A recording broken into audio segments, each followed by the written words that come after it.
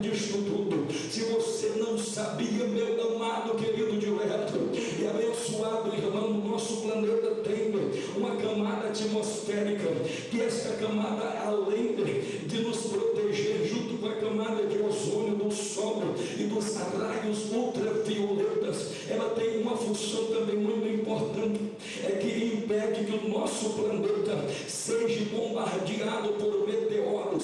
Se você não sabia, diariamente o nosso planeta, ele é invadido a sua órbita. Ele é invadido a sua órbita. Ele é invadido por 300 mil meteoritos por dia. E é a atmosfera que faz filtrar e não deixa com que estes meteoritos, que vêm a uma velocidade de 45 km hora, ou 45 km por segundo, ou 3.600 km hora, para se chocar na terra. Se um destes, nessa velocidade, atingisse a terra, seríamos reduzidos a uma poeira só e não existiria vida aqui. Mas Deus, como cria tudo perfeito, Ele coloca a atmosfera, e antes mesmo de chegar aqui, ela é consumida pelo fogo da atmosfera. Aqueles que são maiores ainda se dilaceram em pequenos fragmentos e dissolve-se às vezes no mar. Quando um desses consegue atravessar, que é um pouco maior, apenas um do seu fragmento causa uma grande espantosa cratera. Se você não sabia, meu amado e querido irmão, o sistema do universo ele é tão perfeito e complexo que a distância da Lua, que é cerca de aproximadamente 384 mil quilômetros de distância da Terra, se nós reduzíssemos esta distância para 84 quilômetros, ali aconteceria um fenômeno bastante interessante. Sabe o que aconteceria? O nosso planeta seria invadido 2 vezes pelas marés marítimas, sacudido. Nós tivemos um abalo de tsunami, apenas uma onda bem pequenininha devastou e destruiu 130 mil pessoas, 7 mil estrangeiros foram mortos apenas na primeira semana, apenas uma onda. Agora você imagina todo o planeta ser invadido por águas 2 vezes por dia. Isso significa dizer que não haveria como haver vida aqui na terra. O que é isso, meu mera casa não? É Deus que faz tudo perfeito, pastor de mama, e está no controle de tudo. Meu amado e querido irmão, não se escandalize nem se assuste com o que eu vou dizer, mas Deus é tão perfeito que a coisa mais insignificante e pequena aos nossos olhos, e olhando pelo microscópio, é uma ameba. Mas apenas o código genético de uma ameba seria suficiente para compor 1000 vezes toda a enciclopédia britânica, que é a maior do nosso planeta. É de assustar tudo isso. Eu trago-vos nesta noite uma outra informação. Se você não sabia, meu querido e amado irmão, é tão perfeito este nosso Deus, presbítero, que o nosso cérebro, ele é a máquina mais complexa do universo. Você sabia? Não existe nada mais complexo no universo do que o nosso cérebro. Se você não sabia, o nosso cérebro tem 200 bilhões de células. Cada célula dessa tem 100 mil ramificações, que ela consegue produzir uma fração de milésimo de segundo em movimentos interligados, uma informação de 1 quadrilhão de informação. Sabe o que isso significa dizer? Nem que nós tivéssemos um computador com a capacidade megatômica e gigantesca interligada de todas as formas, uma rede tão complexa, nunca chegaria nem perto disso. O nosso cérebro é a máquina mais complexa. Deus fez tudo perfeito antes que houvesse o dia. Ele já existia, criou tudo perfeito. Você não é um acaso, você não é fruto de uma ideia atômica, não. Deus me fez perfeito, Deus fez tudo no lugar. Tudo que está em ele que existiu, e ele está no controle de tudo, e ajuda ele. Quem entende?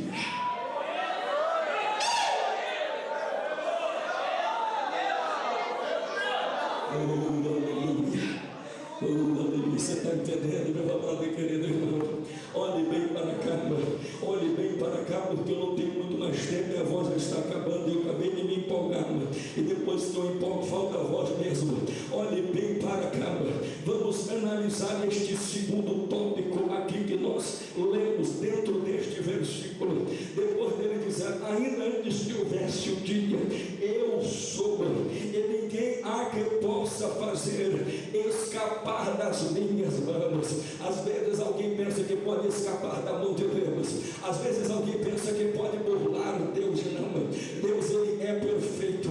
Nós conhecemos a história de alguns zombadores que zombaram de Deus, mas não puderam escapar do poder destruidor da ira do Senhor Deus Jeová, porque horrenda coisa é estar nas mãos de um pecador, estar nas mãos de um Deus irado. Quem é que pode o deter? Operando ele, quem impedirá? Eu gostaria de falar ou de lembrar-lhes algo muito importante nesta noite, transportando-vos para o dia 31 de maio do ano de 1912. Nesta época o mundo estava em alvoroço, porque havia sido construído o maior transatlântico até então, a saber, o Titanic. Por muitos foi aí aclamado, se fizeram vários filmes. Eles disseram de forma acentuosa, como que querendo afrontar Deus, diante da magnificência grande do poder daquele navio em cortar as águas, com 260 metros de extensão, ou seja, seria como que tivesse um prédio de 10 andares. Ele era grandioso, suntuoso, tinha 16 compartimentos estanques, cada compartimento era blindado por aço, para que ainda que se houvesse um rasgo no casco, a água seria impedida de entrar ali. Ele dizia, era impossível de a água entrar ali.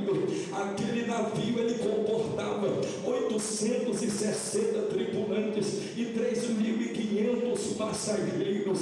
Na sua viagem inaugural, saindo de Southampton, na Inglaterra, em direção à Inglaterra, nós observamos que ali eles fizeram 2 paradas antes de chegar na Inglaterra, na cidade da Irlanda, e ali lá no país da Irlanda, e ali às 11h43 houve um aviso para que eles não prosseguissem a viagem, porque haviam icebergs pelo caminho. Mas o navio era tão poderoso que eles pensavam, se houver um iceberg pelo caminho, nós passamos por cima, nem Deus afunda este navio.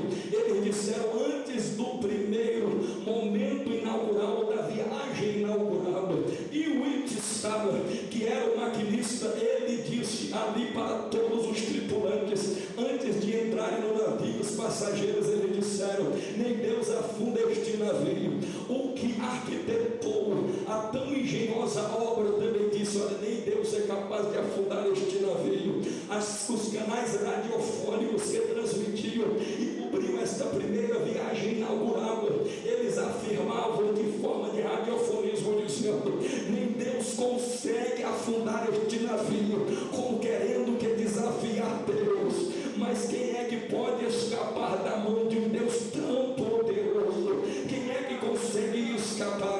Quando chega às 11h55, eles avistam o iceberg. Há um aviso para eles mudarem de curso, mas já era tarde, era enorme o iceberg que vinha em sua direção.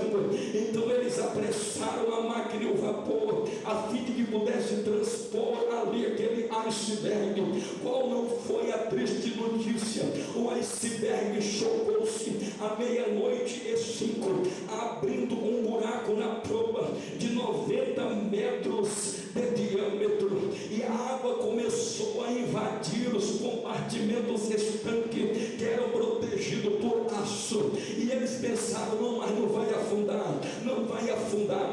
Havia ali alguns botes salva-vida, que a título de informação, não era suficiente os botes salva-vida para salvar todas as pessoas que ali estavam, porque na mente deles não precisaria ter muitos botes salva-vida, porque o navio era insubmergível. Então eles pensaram, não precisa disto daí. E os primeiros botes, ao contrário do que o filme relata, ele desceu apenas com 1, 2 passageiros, porque os outros disseram, eu não vou sair deste navio, porque diz que nem Deus afunda este navio, então eu não vou sair daqui. Mas aí o navio começou a se inclinar, começou a coisa a ficar feia, a energia acabou.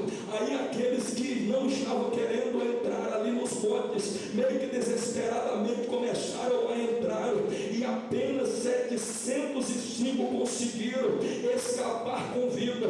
Dos 2.228 passageiros que ali estavam, 1.523 morreram na hora, ali naquele desastre.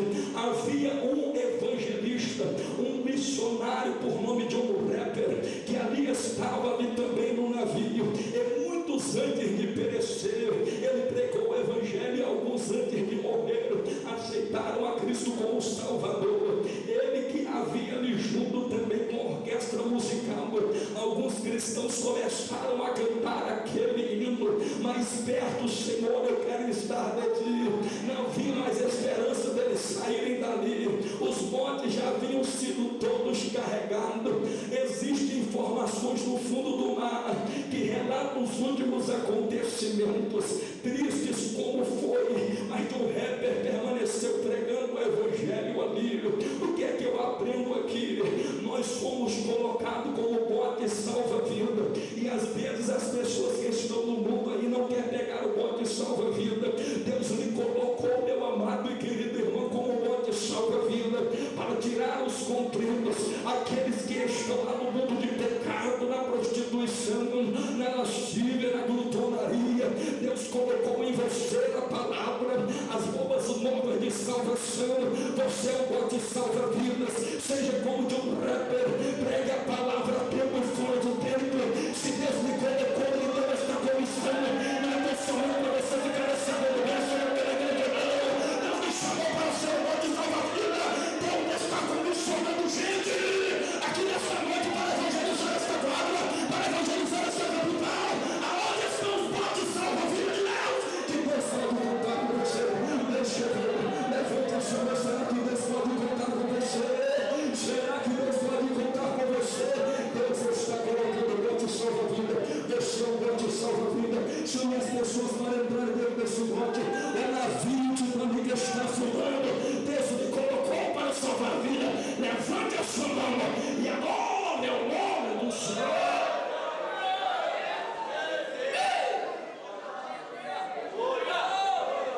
Aleluia, aleluia. Eu já não tenho mais voz para pregar, mas olhe bem para cá. Vamos analisar a última parte do versículo em que nós lemos aqui, meus queridos, aonde fala da seguinte forma: operando eu, quem impedirá? E é o texto onde eu quero gastar, e que eu precisaria gastar um pouco mais de tempo na noite deste dia. Agindo Deus, quem impedirá? O agir de Deus, ele é lindo na vida do crente que é fiel. Falando disso, eu me lembro, missionária Sirlene, de um fato que aconteceu agora, no mês de setembro do ano de 2008, com um médico ateu por nome Dr. Pedro, que era conhecido como Dr. Petrus, por causa da sua descendência de italiano. Ele era ateu, e a sua esposa, há mais de 12 anos, pregava o evangelho, porque era ela evangélica, e que orava incessantemente por ele, para que Deus pudesse salvar a vida de Dr. Pedro, salvar a sua alma. Ele zombava da sua mulher, não deixava que ela pregasse ou falasse de Jesus. Ele zombava de Deus, ele zombava de Jesus, ele criticava de Jesus. Isto não existe, isto é fruto de uma imaginação pobre e pequena, minúscula. Não existe essa história de Deus, até que chegou o dia, meus amados e queridos irmãos, o dia do mês de setembro do ano de 2008, ele recebeu um convite para estar lá em Campo Grande, Mato Grosso. Ele que era um grande especialista na área, ali havia uma doente há muitos dias, dias, há 16 dias, acometida por uma dengue hemorrágica, e o quadro era como nunca tinha se visto no Brasil, que minava sangue daquela menina pelos seus poros. Era triste o seu quadro, mostrou-se fotos dela pela internet. Esta moça era uma jovem crente, por nome Charlane, tinha 26 anos de idade, na flor da sua idade. Ela, crente como era, foi acometida por uma dengue hemorrágica. Doutor Pedros, quando chegou ali, ele levou a sua junta médica para poder analisar aquele quadro que era desconhecido, nunca se tinha visto algo daquela natureza, uma dengue hemorrágica tão poderosa. E quando ele chegou somente naquela noite, aquela moça já tinha tido 20 paradas respiratórias. Ele olhou e disse: olha, essa já está sem vida, não tem condição desta moça voltar à vida, não existe nenhuma possibilidade.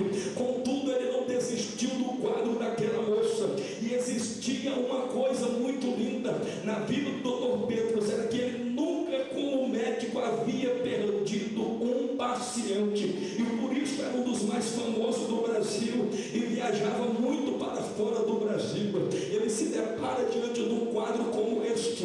Ele começa, depois de uma parada respiratória, ele começa a trazer, ou tentar trazer a nossa vida, e com muito sacrifício, a madrugada daquele dia,